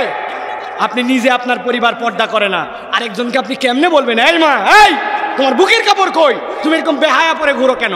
বলার তো আপনার মোরাল পাওয়ার নাই, কারণ আপনার বউ তো ওর থেকে খারাপ হয়ে ঘোরে, আপনার বোন তো ওর থেকে খারাপ হয়ে ঘোরে, আপনি বলবেন কেমন করে? সমাজ এই জন্য পরিবর্তন করার চিন্তা করতে, ভালো করে বোঝেন এই দায়িত্ব অন্য কেউ দেয় নাই, জীবনের এই উদ্দেশ্য আপনাকে কোরআন শিখায়, ঠিক কি না? তাহলে কোরআনের সাথে সম্পৃক্ত হওয়ার প্রয়োজন কয়টা? 5টা। কয়টা বলছি? 2টা। আর কয়টা বাকি আছে বলবো? বলবো? চলেন তাহলে 3 নম্বরে, জীবনে যদি আপনি সত্যতার অনুভব আপনার হৃদয় যদি আপনি জাগ্রত করতে চান, প্রত্যেক মানুষের জীবনে একটা সত্যতা এবং সততার অনুভব আছে। এইটা কোরআন ছাড়া আপনার হৃদয়ে এই অনুভব কেউ আপনাকে জাগ্রত করতে পারে না। একটা মিসকিন মানুষ পানির অভাবে আছে, সে বলছে ভাই একটা গ্লাস পানি দেন, একটা গ্লাস পানি দেন। আপনি যখন জানেন একটা গ্লাস তাকে পানি দিলে তার অন্তরটা তৃপ্ত হবে, আর তৃপ্ত হলে সে খুশি হবে, এইটা দুনিয়ার খুশির থেকে বড় আমার আল্লাহ খুশি হবেন। এইটা যদি আপনার ইমানের মধ্যে থাকে, তখন তাকে আপনি পানি খাওয়াও শান্তি পাবেন, আপনার অন্তরও দিতে যাবে। কিন্তু আপনি যদি জানেন এটা খাওয়ানো আর না খাওয়ানোর সমান, তখন কিন্তু আপনার অন্তর ওই কাজের দিকে আগাবে না, ঠিক না? অফিসে যদি আমি ঠিকমতো ডিউটি করি, টানা 2 মাস যদি আমার একদিনে অ্যাবসেন্ট না হয়, তাহলে আমার বেতন স্কেলের সাথে 1000 টাকা যুক্ত হবে। আপনি যদি এই অনুভবটা আপনার হৃদয়ে জানেন, তখন আপনার অফিস আপনাকে টানবে, ঠিক না? আমার আল্লাহ বলছেন ভালো করে বুঝো, তোমার জীবনে একটা সত্যতা এবং সততার অনুভব আছে, এইটা কোরআন ছাড়া তোমাকে কেউ জাগ্রত করতে পারে না। আল্লাহ বলছেন কেমনে সেটা, আল্লাযীনা ইউমিনুনা বিল গায়বি ওয়া ইউকিমুনাস সালাতা ওয়া মিম্মা রাযাকনাহুম ইউনফিকুন। আল্লাহ বলছেন এই কোরআন তিনটা জায়গায় তোমার হৃদয়ের মধ্যে একটা চেতনা জাগ্রত করবে। এক নম্বরে আল্লাযীনা ইউমিনুনা বিল গায়ব, চোখে যা দেখি তাই বিশ্বাস করি না, না না আমি তো চোখে কিছুই দেখি না, আমি তো বেশিরভাগই গায়েবের উপর বিশ্বাস করি। অক্সিজেন আছে কি না আছে জানি না এই জায়গায়, অতএব নাক ধরে রাখছি, আগে অক্সিজেন দেখি তারপরে টানবো। কয় সেকেন্ড, 1.5 মিনিটের মধ্যে কেল্লা ফতে, ঠিক কিনা? তা আপনি না আপনার অক্সিজেনই দেখেন না, বিশ্বাসের উপর আপনি নিচ্ছেন, তাহলে আমি কি বার দেখি? আমার চোখে তো কিছুই দেখি না। আল্লাহ বলছেন আল্লাযীনা ইউমিনুনা বিল গায়ব, ইমানদারের অন্তরের মূল শক্তি হচ্ছে গায়েবের উপরে বিশ্বাস করা। আমার একজন রব আছেন, আমার একজন খালিক আছেন, আল্লাহর কাছে আমার হিসাব দিতে হবে। এই বোধের জায়গাটা ইসলাম আর কোরআন আপনার হৃদয়ে জাগায়। 2 নম্বরে আল্লাহ রাব্বুল আলামিন বলছেন ওয়া ইউকিমুনাস সালাম, ওই মানুষগুলা আল্লাহর জন্য সালাতে দাঁড়ায়, ইউকিমুনাস সালাম, সালাত কায়েমকারী হয়ে যায়। ওই মানুষের দুনিয়া একদিক, সালাত একদিক তার সাথে। এইটা যদি তার হৃদয়ের মধ্যে একবার ঢুকে যায়, গভীর কথা ভালো করে বুঝেন। 3 নম্বরে আল্লাহ বলছেন ওয়া মিম্মা রাযাকনাহুম ইউনফিকুন। অনুবাদ খেয়াল করেন, আমার দিকে তাকান। ওয়া মিম্মা, যা কিছু আমি রাযাকনাহুম তাদেরকে রিজিক হিসাবে দিয়েছি, ইউনফিকুন আমার দেওয়া রিজিক থেকে তারা খরচ করে। আয়াতের অনুবাদ বুঝছেন? আপনার কাছে বলছে ভাই 1000 টাকা আমাকে দাও, আপনি বলছেন আমি আমার টাকা থেকে 1000 টাকা তোমাকে দান করলাম। আল্লাহ তো এই কথা বললেন না। আল্লাহ বলছেন ওয়া মিম্মা রাযাকনাহুম ইউনফিকুন, আমি আল্লাহ তোমাকে যে রিজিক দিয়েছি সেখান থেকে সে খরচ করে। বোধের জায়গাটা কি ভেবে দেখেন না, একটুখানি ক্লিয়ার করে দিলে আপনার পরিষ্কার হয়ে যাবে। ধান লাগানো দেখছেন আপনারা? কথা বলেন ভাই, গ্রামের মানুষ আছেন না এখানে? কেমনে ধান লাগায়? ধানের জন্য সুন্দর করে আগে একটা ছোট্ট বেড বানায়, যেই বেডের মধ্যে প্রথমে বীজগুলা ফেলে, বীজগুলা ফেলার পরে বীজগুলা যখন গজায় ওখান থেকে এরপরে ধানের চারা তোলার পরে এরপরে মাঠের মধ্যে যাই সিরিয়াল করে সুন্দর করে মাঠের মধ্যে লাগায়, ওখান থেকে আজ করে ধান হয়। দেখছেন আপনারা? এবার একটু ঠান্ডা মাথায় দেখেন, 10 কেজি ধানের বীজ, একটা বীজতলা রেডি করছেন আপনি। ওই বীজতলার মধ্যে আপনি রেডি করার পরে ওই ধানের বীজ ওখানে দিবেন, দেওয়ার পরে ট্যাঙ্ক গজানোর পরে সুন্দর করে চারা হবে, ওইটানে আপনি ধান খেতে লাগাবেন। এখন আপনাদের কাছে জিজ্ঞাসা করব, উত্তর দেন তো, ধানের যে বীজটা ধান থেকে বের হয়, যেদিক সেদিক থেকেই কুশি, আর যেদিক সেদিক থেকেই শিকড় বের হয়, নাকি কুশি বের হওয়ার দিক একটা আছে, শিকড় বের হওয়ার দিক একটা? শিকড় একদিক থেকে বের হয়, কুশি একদিক থেকে বের হয়। এখন আপনি যখন 10 কেজি ধান সুন্দর করে ছোট্ট একটু বেডের মধ্যে ছিটাইছেন, ভালো করে মাথা কাটান, যেই জায়গায় আপনি ছিটায় রেখে আসছেন, আপনি যদি ক্যালকুলেশন করে দেখেন 95 ভাগ বীজ আপনি ভুল ছিটাইছেন। কি ছিটায় মেরে দিয়ে আসছেন, কোনোটা শীত হয়ে পড়ছে, কোনোটা কাঠ হয়ে পড়ছে, কোনোটা একটা আরেকটার উপরে পড়ছে, কোনোটা কোন দিক হয়ে পড়ছে তা আপনি জানেনই না।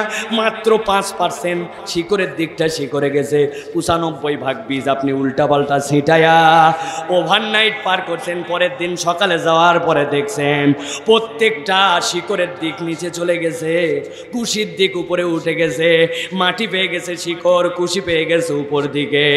কখনো মাথা খাটায় দেখলেন না 95 ভাগ উল্টা ছিটালাম, তারপরে কোন রব শিকড়গুলাকে নিচে দিল আর কুশিগুলাকে উপর দিকে তুলে দিল? আমার খেতে আমি সেচ দিলাম, আমি বলি আমার টাকায় সেচ দিলাম, আহারে গরম, আমার টাকা, পানির বিল আমরাও দেই 700-800 টাকা। গতকালকে রাত্রি 11টা থেকে আজকে বিকাল 4টা পর্যন্ত ছিল না পানি, কারেন্ট ছিল না। বাহির থেকে মিনারেল ওয়াটার কিনে নিয়ে এসে বাথরুমের কাম সারা লাগছে, মাত্র 15 ফিট নিচেই পানি। ওই পানি উঠানোর মতো আমার আর কোনো ক্ষমতা নাই। আপনি বলছেন আপনার ক্ষেত আপনি সেচ দেন, আপনি বলতেছেন আপনার ক্ষেত আপনার ইচ্ছা মতো চলে।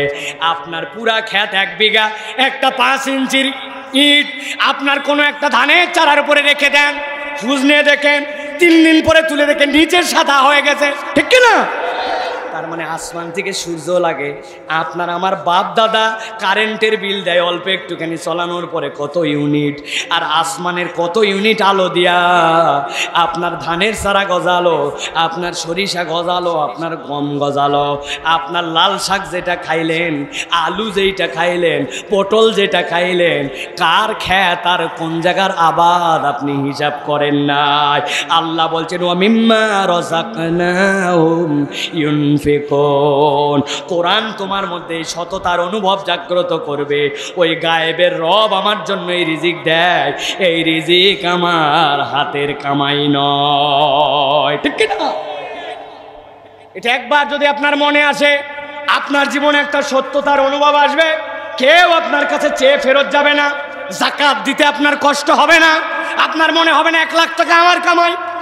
আল্লাহ বলছেন ওয়া ফি আমওয়ালিহিম হাক্কুল লিস-সাইলি ওয়াল মাহরুম। বেটা তোর কামাই হয় কেমন করে? এটা তো আমি তোর অধিকার, আল্লাহ রাব্বুল আলামিন গরিবের অধিকার তোর সম্পদে ঢুকায় রাখছেন।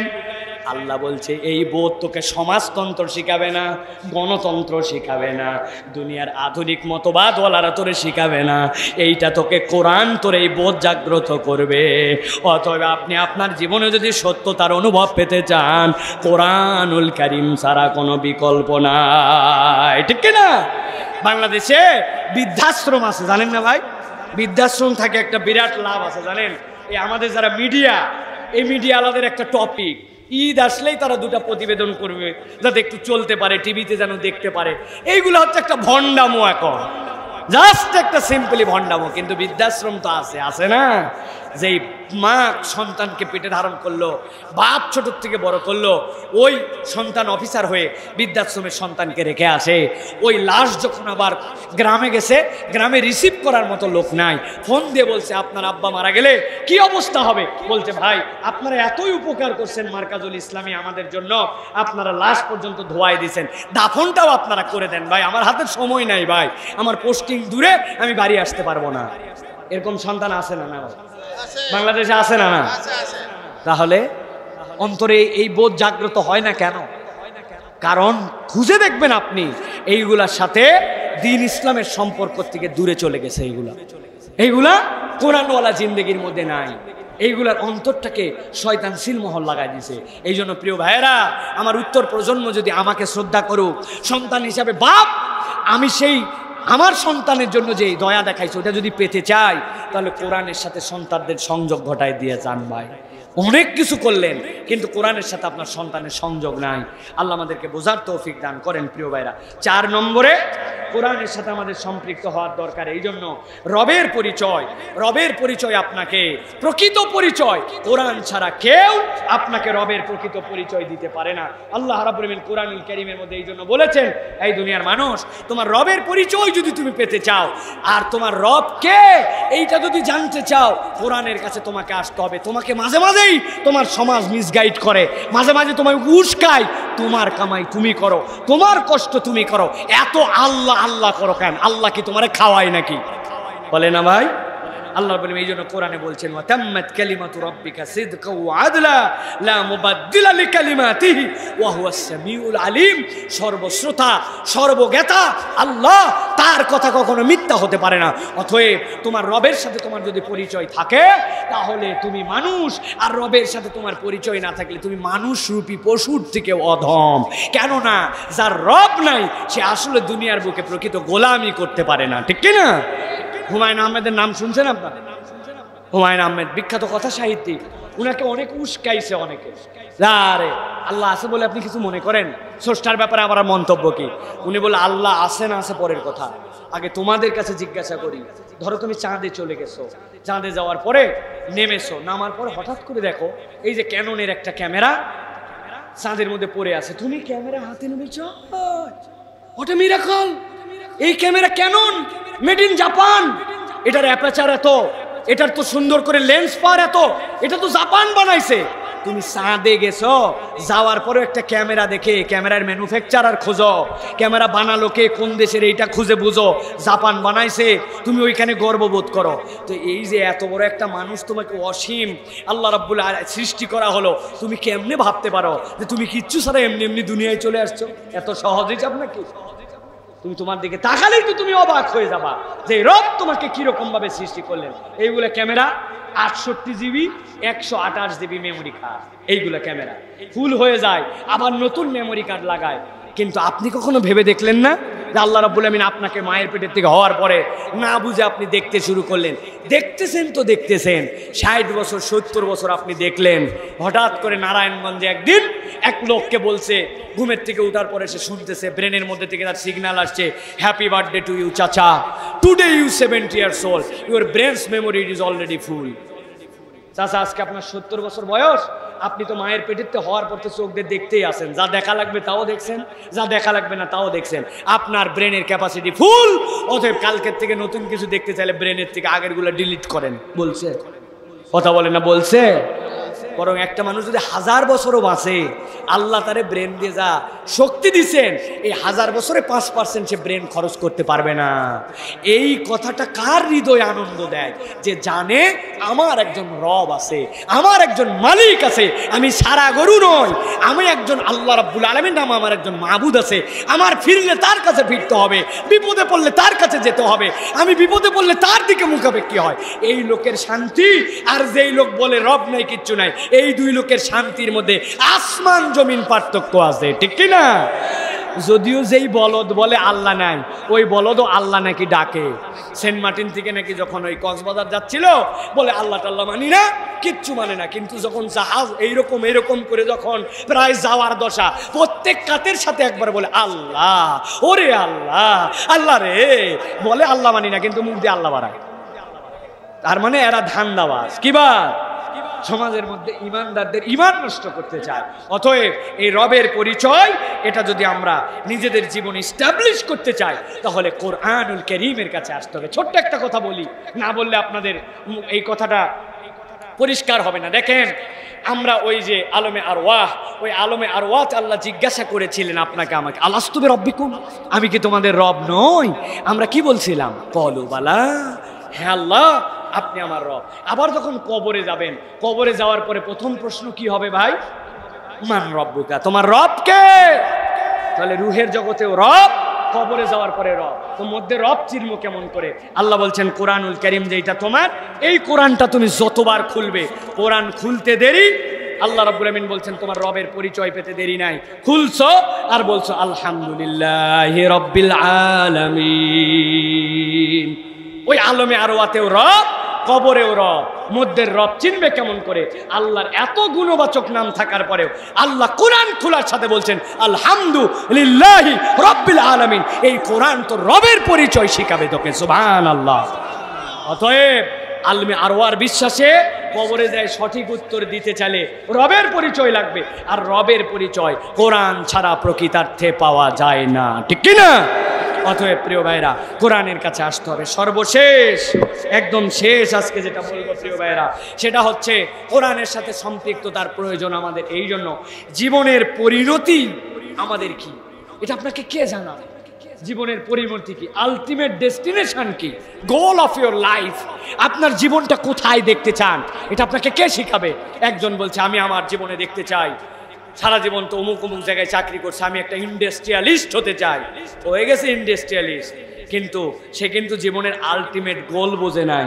ইন্ডাস্ট্রিয়ালিস্ট যে, সেও মরবে, আর ওই ইন্ডাস্ট্রিয়ালিস্টের বাড়ির দারোয়ান যেটা, ওইটাও মরবে। তাহলে তুমি না বিরাট বড় একজন শিল্পপতি হয়ে মরলা, আর একজন দারোয়ান হয়ে মরলো, দুইজনই তো মরলো, তাহলে তোমাদের আলটিমেট গোল কি লাইফে? আল্লাহ রাব্বুল আমিন বলছেন ইন্না হাযাল কুরআন ইয়াহদি লিল্লাতী হিয়া আকওয়াম ওয়ায়ুবাশশিরুল মুমিনিনাল্লাযীনা ইয়া'মালুনাস সালিহাতি আন্না লাহুম আজরান কাবীরা। আমার আল্লাহ বলছেন, ও বান্দা ভালো করে বোঝো, ইন্না হাযাল কুরআন, নিশ্চয়ই এই কোরআন, ইয়াহদি লিল্লাতী হিয়া আকওয়াম, আল্লাহ বলছেন কওম সমূহকে হেদায়েতের রাস্তা দেখাবে। ওয়ায়ুবাশশিরুল মুমিনিনাল্লাযীনা ইয়া'মালুনাস সালিহাত, আর ওই মুমিন যারা দুনিয়ায় ঈমান আনার পরে ভালো কাজ করে, আল্লাহ বলছেন তাদের ব্যাপারে একটা শুভ সংবাদ দিচ্ছে, আন্না লাহুম আজরান কাবীরা। তারা জীবনের উদ্দেশ্য বুঝে নে, আল্লাহ তাদের জন্য এক বিশাল বিশাল প্রতিদানের ব্যবস্থা করবেন। ভালো করে খেয়াল করেন, আল্লাহ বলছেন আন্না লাহুম আজরান কাবীরা। আল্লাহ বলেন নাই ওই ব্যক্তিদের জন্য আমি জান্নাত দিব, আল্লাহ বলছেন আজরান কাবীরা। জীবনের উদ্দেশ্য বোঝো, তোমার জীবনের উদ্দেশ্য বিশাল এক বিশাল এক বিশাল এক উজরত হাসিল করা। নবীজি ব্যাখ্যা করছেন জীবনের উদ্দেশ্য তাহলে জান্নাত নয়, জীবনের উদ্দেশ্য বিশাল একটা উজরত পাওয়া। কি সেইটা? নবীজি বলছেন বান্দা যখন জান্নাতের ভিতরে চলে যাবে, আল্লাহ রব্বুল আমিন ওই জান্নাতে বান্দাদেরকে দেওয়ার পরে হঠাৎ করে একদিন রব্বুল আমিন জান্নাতে জিজ্ঞাসা করবেন, ইয়া আহলাল জান্নাহ। জান্নাতীরা বুঝে ফেলবে এটা আমার রবের গলা, সাথে সাথে তারা বলবে লাব্বাইক ওয়া সাদাইক ওয়াল খায়রু বিয়াদাইকা রব, আমরা হাজির আছি আপনার কাছে, আপনার সামনে। আল্লাহ রব্বুল আমিন জান্নাতীদেরকে জিজ্ঞাসা করবেন, ও জান্নাতীরা, তোমাদেরকে যে নিয়ামত দেওয়া হয়েছে এই নিয়ামত পেয়ে তোমরা কি খুশি নাকি? ভালো দিতুম। জান্নাতীরা অবাক হয়ে উত্তর দিবে, ওয়া মা লাকা লা নারদা ইয়া রব্বানা ওয়া কদ আতাইতানা মা লাম তুতি আহাদান ক্বাবলানা। বলো কি আমাদের রব, জান্নাতে আমাদেরকে যে নিয়ামত দিয়েছো, এত নিয়ামত জান্নাতে আমাদের আগে কেউ পাইছে নাকি? আল্লাহ জান্নাতীদেরকে বলবেন, হাল আযীদুকুম, আমি কি তোমাদের জান্নাতের নিয়ামত বাড়ায় দিব নাকি? জান্নাতীরা চুপ হয়ে যাবে, এই নিয়ামতের পরে আবার কেমনে নিয়ামত বাড়ে? আমার নবী বলছেন জান্নাতীরা যেই চুপ হয়ে যাবে, আল্লাহ জান্নাতীদের এবার ঘোষণা দিবেন, উহিল্লু আলাইকুম রিদওয়ানি, ও আমার জান্নাতীরা, আজকের থেকে আমি তোদের প্রতি চির সন্তুষ্ট হয়ে গেলাম, আর কখনো আমি তোদের প্রতি অসন্তুষ্ট হব না। আমার নবী বলছেন এই ঘোষণা পাওয়ার পরে আল্লাহ রাব্বুল আমিন জান্নাতীদের সামনে তার যাবতীয় পর্দা সরায় দিবেন, জান্নাতীরা আল্লাহ রাব্বুল আলামিনকে দেখে ফেলবে। আমার আল্লাহ নবী বলছেন ওইটা হচ্ছে তোমাদের জন্য আন্না লাহুম আজরান কাবীরা, ওইটাই তোমাদের জন্য সবচেয়ে বড় প্রতিদান। অতএব ঈমানদার সামান্য একটু টাকার দিকে তাকায় না, 2 নম্বরের দিকে হাঁটে না, হারামের দিকে যায় না, অন্যায় করে না, পথ ভক্ষণ করে না, মুখ দিয়ে গালি দেয় না, রাগ হওয়ার পরেও একটা অন্যায় সে করতে পারতো করে না, কেননা সে জানে আমার জীবনের একটা উদ্দেশ্য আছে, আমার জীবনের একটা আলটিমেট ডেস্টিনেশন আছে।